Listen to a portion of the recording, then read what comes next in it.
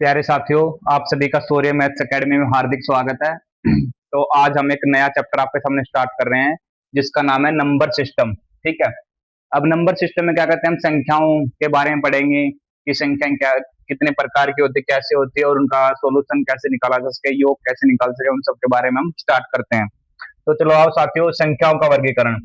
प्राकृतिक संख्याएं, पूर्ण संख्याएं, पूर्णांक संख्याएं, परिमेय संख्याएं, अपरिमेय संख्याएं, ये संख्याओं के प्रकार भी हैं। जो ये प्राकृतिक संख्या, इनको हम बोलते हैं नेचुरल नंबर। ठीक है। जो संख्या एक से स्टार्ट होकर और क्या कहते हैं अनंत तक जाए, ठीक है, उनको हम क्या बोलते हैं? प्राकृतिक संख्याएं, इंग्लिश में नेचुरल नंबर। ऐसे ही पूर्णांक यानी होल, इसको होल नंबर, इसको डब्ल्यू से डिनोट करते हैं। अगर प्राकृतिक संख्याओं में अगर हम जीरो को भी साथ में लगा दे तो ये हो जाएंगे हमारा पूर्णांक संख्याएं। पूर्ण संख्या जो होती है वो होल नंबर,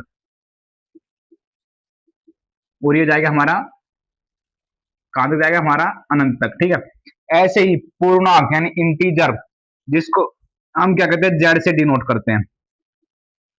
अब ये जो संख्या है, इनके सामने अगर माइनस का एक, माइनस का दो, माइनस का तीन लगा दिया जाए, जैसे माइनस के अनंत तक, ठीक है, ऐसे करते हैं माइनस का दो, माइनस का एक, जीरो, एक, दो, तीन, चार, ऐसे करते ये प्लस के अनंत तक जाती है, तो इन संख्याओं को कहते हैं पूर्णांक यानी इंटीजर्स। परिमेय संख्याएं, ठीक है, परिमेय संख्या यानी वह संख्याएं, इसको हम क्यू से डिनोट करते हैं, जिनको पी बटा क्यू के रूप में लिखा जा सके। ठीक है। लेकिन क्यू इक्वल नहीं होना चाहिए किसके? जीरो के। तो जैसे एग्जांपल हम देख लेते हैं, रूट तीन है, ठीक है, पांच है।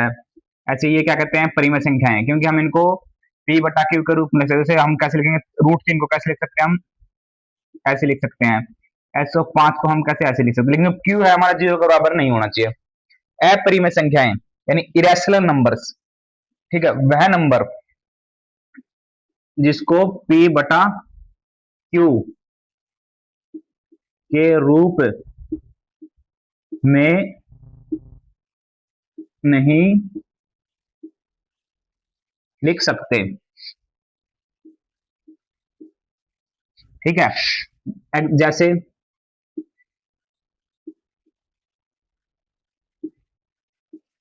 पाई हो गया, ठीक है, इसके बाद क्या होगा? पाई हो गया, वन बाय रूट टू हो गया। ठीक है। ऐसे मतलब कि इन संख्याओं को क्या हम बोलते हैं? Irrational number. ठीक है। अब इन संख्याओं को सभी को मिलाकर जो संख्याएं बनती है उसे हम क्या कहते हैं? वास्तविक संख्या। इन सभी संख्याओं को, प्राकृतिक संख्या, पूर्ण संख्या, पूर्णांक, क्या कहते हैं, परिमेय, अपरिमेय, इन सभी संख्याओं को मिलाकर जो संख्या मिलती है उसे हम कहते हैं वास्तविक संख्या। वास्तविक संख्याएं, जिनको हम क्या कहते हैं? Real number. ठीक है। अभी हमारे पास एक लाइन होती है, ठीक है, ये लाइन है हमारे पास, इसमें हम माइनस का अनंत से लेके प्लस का अनंत, यहाँ पे आ जाएगी हमारी जीरो, यहाँ पे आ जाएगा हमारा वन, टू, थ्री, ऐसे करते जो भी। ठीक है। यहाँ पे आ जाएगा हमारा माइनस का वन, माइनस का टू, ऐसे करते जो भी। ठीक है। अब हम यहाँ पे क्या दिखाएंगे? यहाँ पे हम दिखा सकते, कर सकते हैं रूट टू भी दिखा सकते हैं। ठीक है। और जो जो भी यहाँ पे हम क्या कहते हैं? ऐसे संख्या दर्शा सकते हैं। यानी ये जो सभी संख्या है, प्राकृतिक संख्या, पूर्ण संख्या, पूर्णांक संख्या, परिमेय संख्या और अपरिमेय संख्याएं, इन सभी संख्याओं को मिलाकर जो संख्या मिलती है उसे कहते हैं वास्तविक संख्या यानी रियल नंबर। और रियल नंबर को हम इस लाइन पे डिनोट कर सकते हैं। ठीक है। और ऐसे ही साथ क्या कहते हैं, हम संख्या के और भी प्रकार के बारे में बताते हैं। अभी तो बस खाली आप इसको इतना ही नोट करो। ठीक है। प्यारे साथियों, अब हम नंबर सिस्टम में संख्याओं के और भी प्रकार है, जैसे कि आपने पढ़ा होगा सम संख्या, विषम संख्या, अभाज्य संख्या और भाज्य संख्या। अब सम संख्याएं वो होती है, ठीक है, जो दो से भाग हो जाए या दो के मल्टीपल में हो। ठीक है। तो जैसे क्या कहते हैं? दो, चार, छः, आठ, 10, ऐसे करते। ठीक है। यानी जो संख्या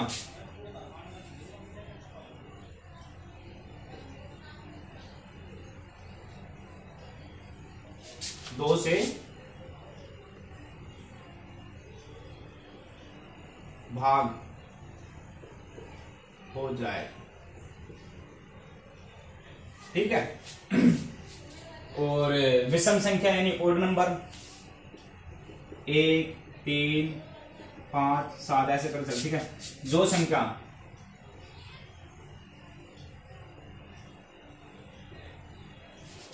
संख्या दो से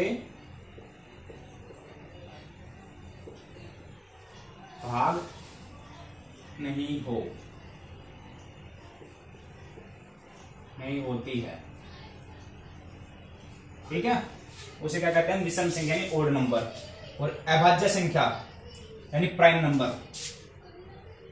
प्राइम नंबर क्या होता हमारा, 2, 3, 5, 7 ऐसे करके चलता है, ठीक है। अब वह संख्या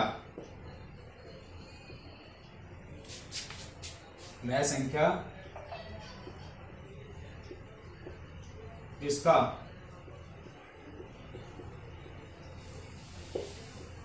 गुणनखंड एक और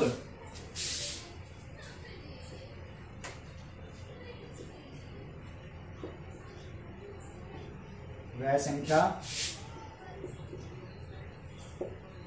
स्वयं हो, ठीक है, उसे अभाज्य संख्या यानी प्राइम नंबर कहते हैं, ठीक है। अब जो हमने पिछली कक्षा में क्या पढ़ा था, HCF LCM में पढ़ा था, तो जो प्राइम संख्याएं होती है उनका क्या कहते हैं, जो HCF होता है वो हमेशा 1 होता है, ठीक है। अब भाज्य संख्याएं कौन कौन सी होती है, जो क्या कहते हैं भाग चली जाए, मतलब कि वह संख्या जैसे क्या कहते हैं आप 2, ठीक है, 4, 6, 8, ठीक है, 10 ऐसे करके लिखेगा, तो वह संख्या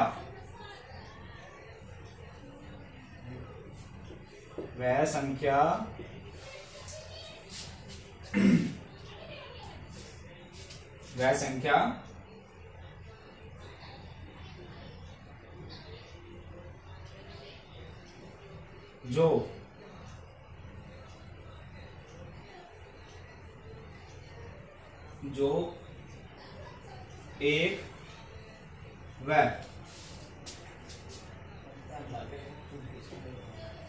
स्वयं तथा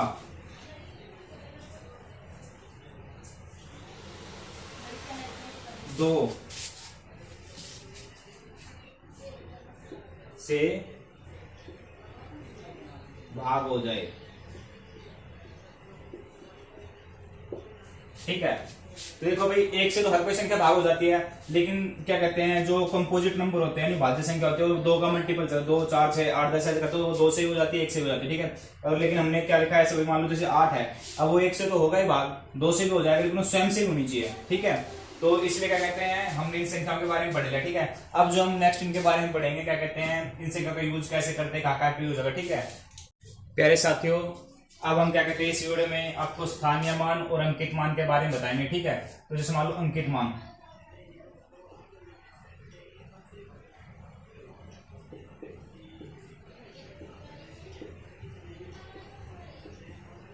इसको हम क्या बोलते हैं, फेस वैल्यू,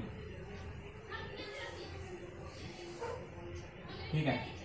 अब जैसे मान लो यहाँ पे संख्या दी हुई है, ठीक है। अब हमें क्या कहते हैं, हमसे पूछ ले कि इस संख्या में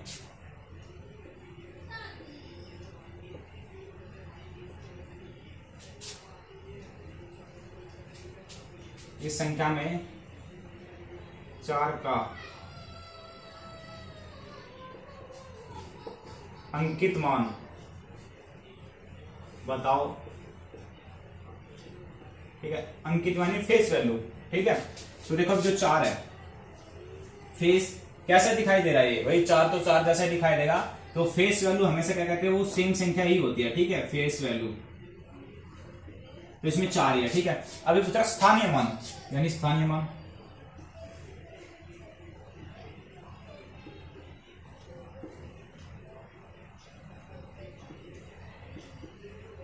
यानी इसको हम क्या बोलते हैं, प्लेस वैल्यू।